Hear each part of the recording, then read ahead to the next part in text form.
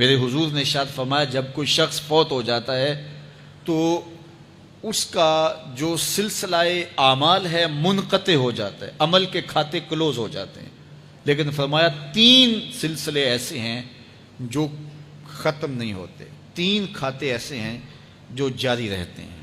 اللہ اکبر۔ سب سے پہلے صدقہ جاریہ، دوسری بات میرے حضور نے ارشاد فرمایا علم جس سے لوگ نفع پائیں۔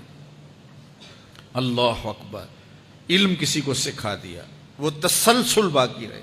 ہمارے استاد قبروں میں چلے گئے، لیکن آج ہزاروں طلباء کو اور لاکھوں عوام کو ان کے دیے ہوئے جو سبق تھے جو انہوں نے ہمیں پڑھایا آج ہم لوگوں کو بتا رہے ہیں، تو ان کی روح کو اس کی برکت پہنچ رہی ہے۔ پھر یہ ان کے استاد، پھر ان کے استاد۔ تو علم نافع یہ کبھی بھی کھاتے کلوز نہیں ہوتے۔ اور تیسری بات میرے حضور نے فرمایا نیک اولاد جو ماں باپ کے لیے مغفرت کی دعائیں کرتی ہے، یہ صدقہ جاریہ ہے، یہ کبھی بھی ختم ہونے والا سلسلہ نہیں ہے۔ میں کہتا ہوں کہ اولاد اگر نیک ہے، اہتمام سے دعا نہیں بھی کرے گی تو دن میں کتنی مرتبہ کہے گی ربنا اغفر لی والدی، اے اللہ مجھے بھی بخش دے، میرے ماں باپ کی بھی مغفرت کر دے۔ ایک شخص کے 5 بیٹے ہیں، 4 بیٹیاں ہیں، 3 بیٹے ہیں، 4 بیٹیاں ہیں، تو اب سارے نمازی ہیں، تو روزانہ 5 نمازوں میں کتنی مرتبہ ربنا اغفر لی والدی۔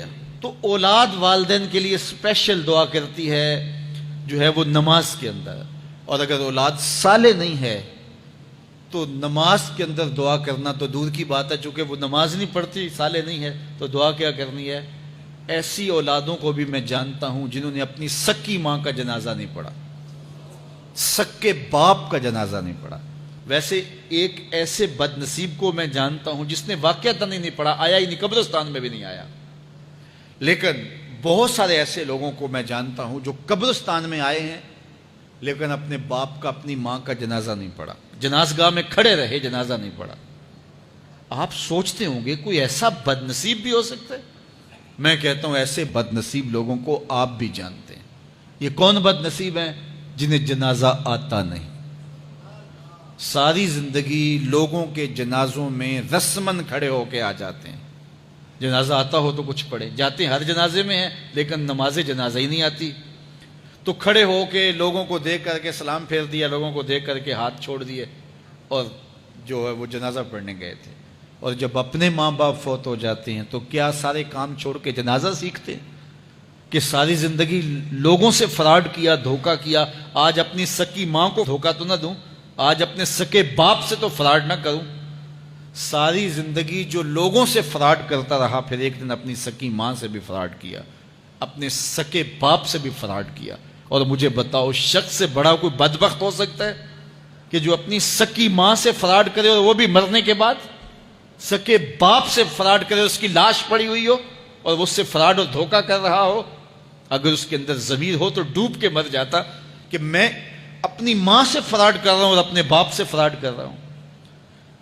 تو یہ کتنی بڑی بد نصیبی ہے کسی اولاد کی اور کسی ماں باپ کی بھی کہ اس کی اولاد بھی اس کے لیے جنازہ پڑھنے کی صلاحیت نہیں رکھتی ہے۔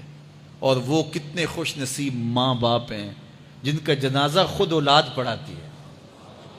اتنی صلاحیت اور اس قدر اللہ نے ان کو خیر کی توفیق دی ہے کہ وہ خود اس قابل ہے اور اس منصب پہ ہے کہ وہ اپنے ماں باپ کا خود جنازہ پڑھائے۔ کوئی جنازہ پڑھائے بڑی برکت ہے، لیکن جس خلوص سے بیٹا دعا کر سکتا ہے کوئی اور تو نہیں کر سکتا ہے۔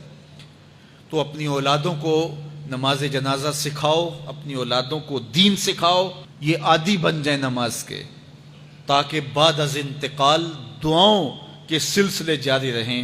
جو شخص روزانہ اپنے والدین کے لیے مغفرت کی دعا مانگے، والدین زندہ ہوں تب بھی، فوت ہو گئے ہوں تب بھی، علماء فرماتے ہیں ساری زندگی اس کے رزق میں بے برکتی نہیں آ سکتی۔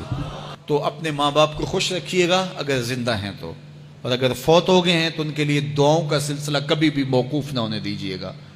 5 گانا نمازوں میں تو دعا چلتی ہی رہتی ہے، اس کے علاوہ بھی دعا مانگے۔ اللہ آپ کو، مجھے، سب کو اپنی رحمتوں کے سائے میں رکھے، ہم سب کے ماں باپ کی مغفرت فرمائے۔